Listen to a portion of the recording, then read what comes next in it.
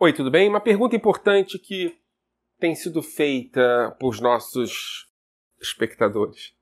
Como é que surge a história do judeu imaginário no Brasil? E aqui eu me lembro da conversa que eu tive com a Lia Weiner Schumann, professora da Universidade Federal de Santa Catarina, em que ela se refere ao judeu como o símbolo absoluto de branco. E aqui tem um processo que é paralelo, que é concomitante ao bolsonarismo, e muitas vezes a gente confunde as duas coisas, né? E aqui eu vou me explicar.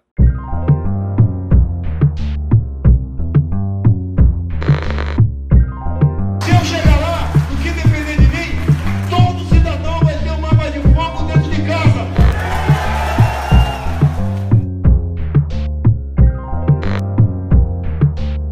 Essa é uma judia! Morta pela ditadura!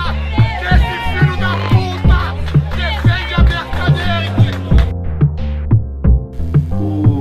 O afrodescendente mais leve lá pesava 7 arrobas.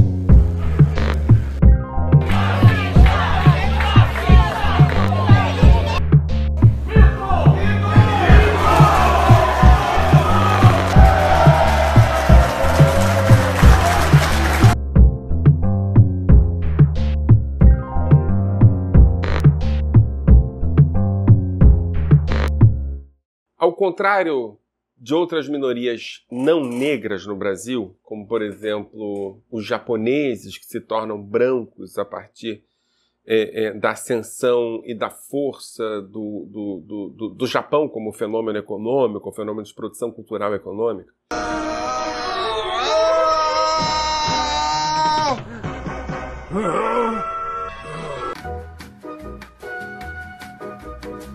Ao contrário dos italianos, que se transformam em brancos ainda no final do século XIX, com a construção de uma imigração italiana de massa para poder produzir a branquitude no país, os judeus são uma imigração muito mais recente. E quando eram muito minoritários, eram vistos como não brancos.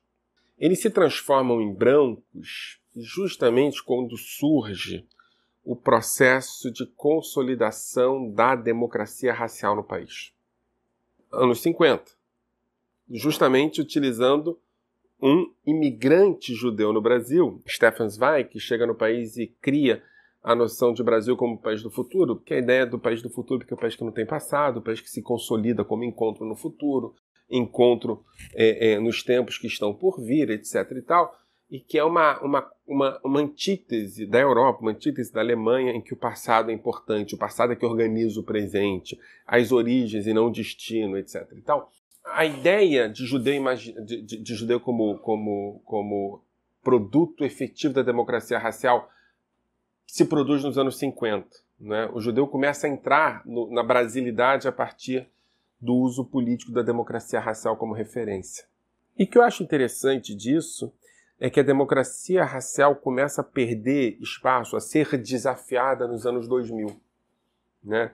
Principalmente no pós-conferência contra o racismo de Durban, em que o Brasil começa a acionar e aceitar todos os valores de combate ao racismo, como, por exemplo, cotas e ação afirmativa. O Brasil sai de um lugar de democracia racial e vai para um lugar de multiculturalismo, ou pelo menos de projeto de multiculturalismo.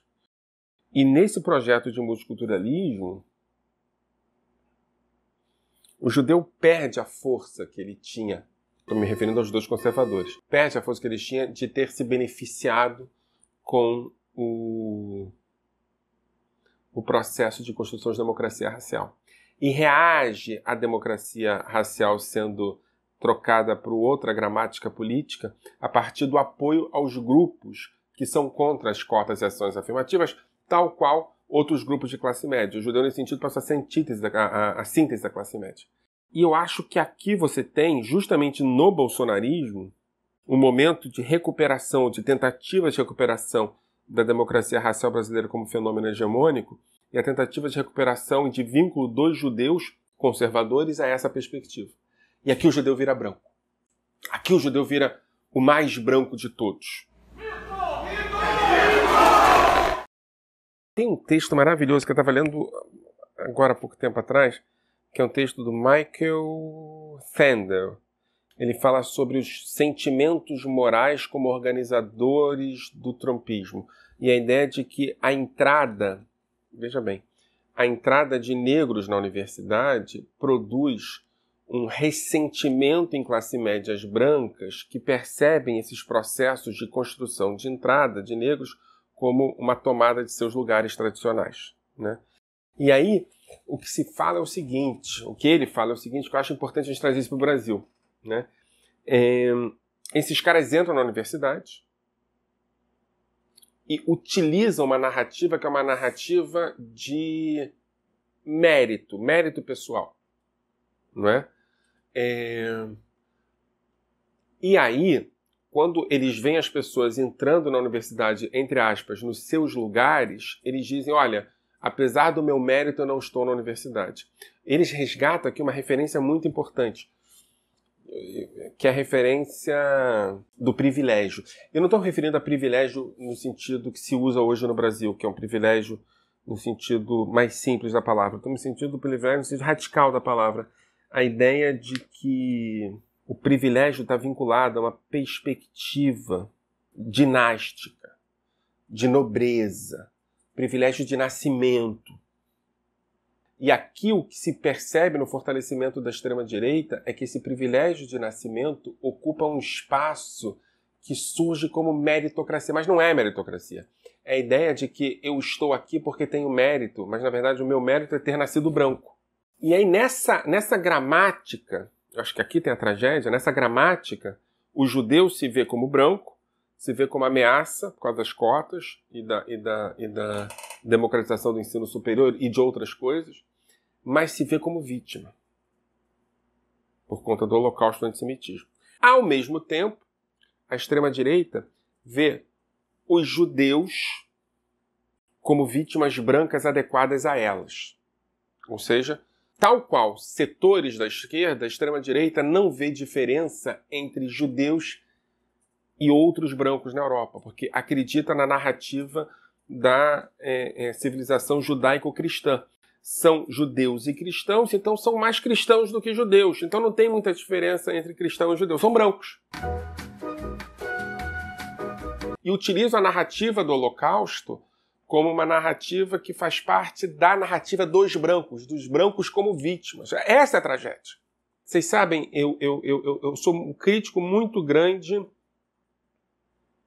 das visitas a Auschwitz por estudantes judeus. Eu acho que se visita o final do processo e não se entende o processo como todo. Eu acho que é preciso entender que o nazismo não produziu imediatamente Auschwitz. Por que eu estou falando sobre isso? E aqui eu vou dar um salto que pode parecer polêmico, mas eu acho que é fundamental. Daqui a 15 anos, 20 anos, poucos lugares no mundo vão representar tão fortemente a consolidação da extrema-direita como o Brasil. É o Brasil, com o bolsonarismo, que converte de maneira muito rápida os judeus em brancos ciosos da sua branquitude. Estou me referindo aos dois conservadores, sempre, tá? Brancos ciosos da sua branquitude, e que consegue o bolsonarismo fazer com que judeus neguem a natureza nazista, fascista, racista e antissemita de um governo, apesar desse governo estar reafirmando essas naturezas o tempo todo.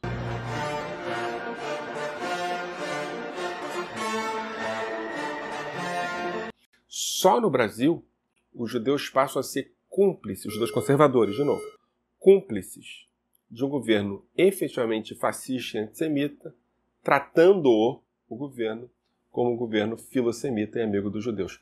Eu acho que daqui a 15, 20 anos deveremos produzir viagens para o Rio de Janeiro, onde pessoas vinculadas a valores democráticos do mundo inteiro vão visitar a Porta da Hebraica.